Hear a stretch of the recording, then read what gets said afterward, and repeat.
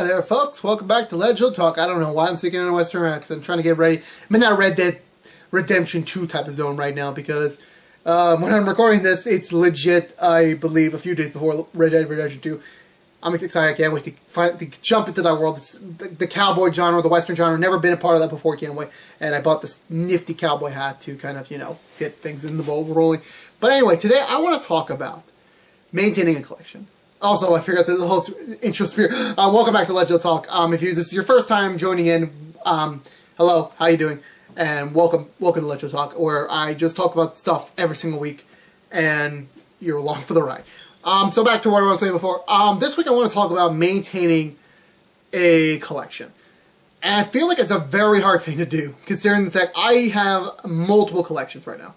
So I have right now my DVD collection, which you can see in the background in almost every single Legend Talk episode. I have the Pop collection, which I did an unboxing for, I believe, about a year ago. I'm not sure, really. I don't know when this is going on. I'm actually, fun thing, I'm both recording these Legend Talk episodes. So if something happens during the next few weeks, I at least have an episode in the can.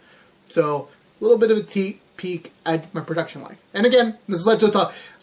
It's not scripted, off the cuff. I really don't care if you guys know when I'm recording these, because at the end of the day, these will just be posted on the internet. Back to where I was saying before, I have a video game collection, I have a console collection of sorts, and I have a comic book collection of old stuff, and yeah, I just own a lot of stuff. And I feel like by this point, it's just been hard to maintain it. Because when I started collecting, I inadvertently started collecting. I didn't really want to start a collection. So when I was growing up, I was a kind of a little bit of a spoiled kid. So my parents are not rich. They were not rich, nor they are rich now. I am not rich. I was well off. In middle class terms, I was a little bit higher on the middle class spectrum. So every single weekend, I would come home after a great lunch out with the family. We would go to BJ's to do some shopping for the week, obviously, to restock up on food and stuff. And usually we would go to a BJ's or a Target, and I would buy a new DVD. Regardless if I even give a damn about whatever movie it was. It was eventually like, oh, every week I gotta buy a new DVD. And then it was at the time I didn't realize that these DVDs did cost a lot of money, because now I'm buying them. They were like $20 a pop. I'm pretty sure my collection's valued around $1,000 so far, or I don't know. I haven't got my stuff valued yet. Maybe I will someday. And over time, I think that was the norm for like 4 to 5 years, maybe even longer than that. And then obviously eventually it stopped being weekly. Then it started being whenever I see a movie, I would try to like read the Target weekly ads and the Best Buy ads and try to see when they're going to come on DVD and ask my dad to go buy them. And then eventually, after a while, I sort of inherited the whole, I gotta buy my collection for myself because my dad isn't gonna buy this for me anymore. Because, this does cost a lot of money. I remember a big thing was when Captain America Winter Soldier came out, which I did an unboxing for many years ago. I was always gonna buy Agents of S.H.I.E.L.D., the complete first season on DVD. My excuse was I was gonna rewatch the whole first season before season 2, which...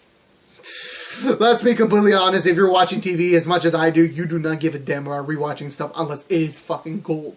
Because watching TV, again, another topic for another day, watching TV is so much of an investment. But again, that's another episode there, maybe next year. But eventually, once I started getting a collection, once I started like really solidify, it started to become a little bit of an addiction. Because I used to have, I'm going to say, for example...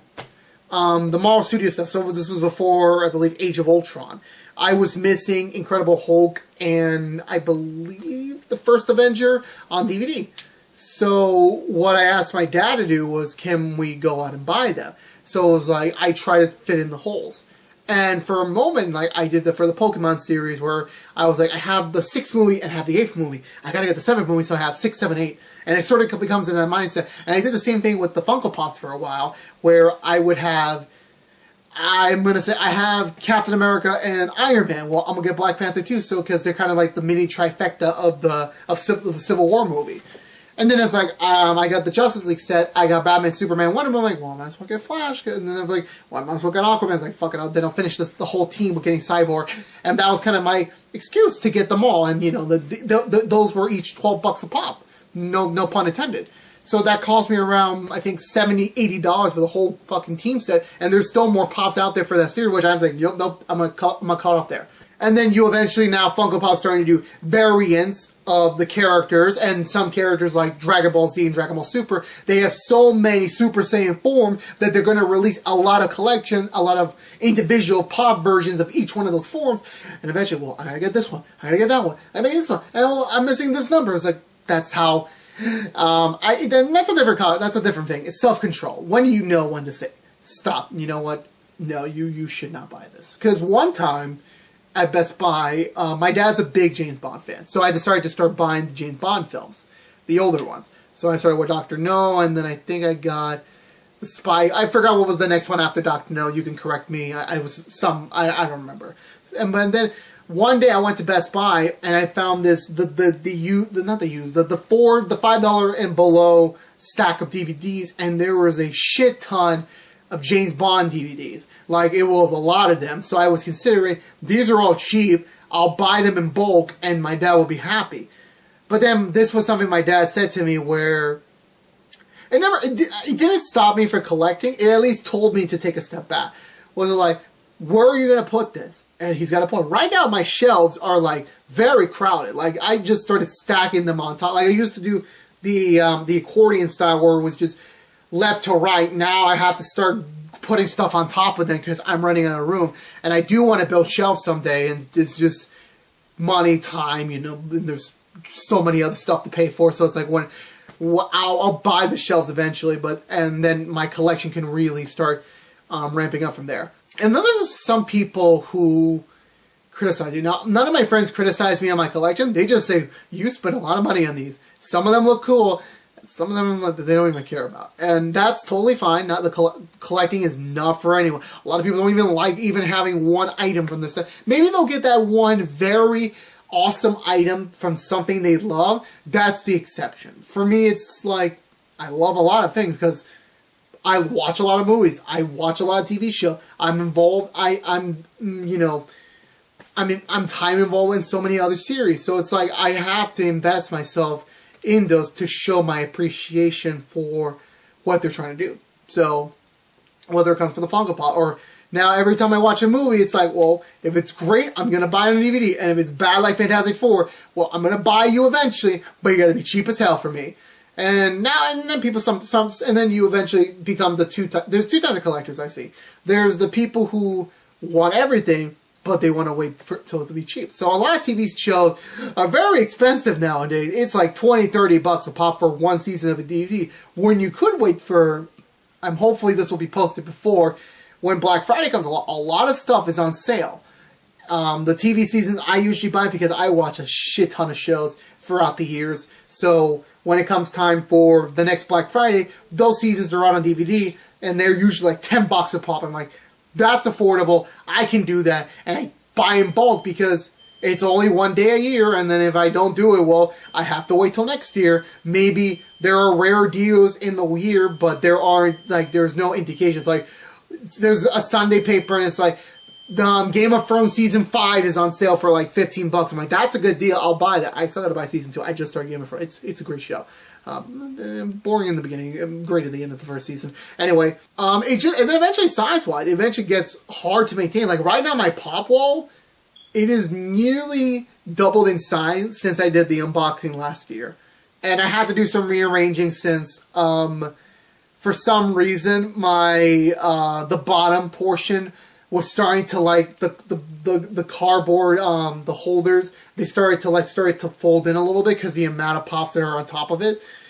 I want to build shelves here and put these cabinets for the pops. That's my goal, but again, I have to build the shelves first.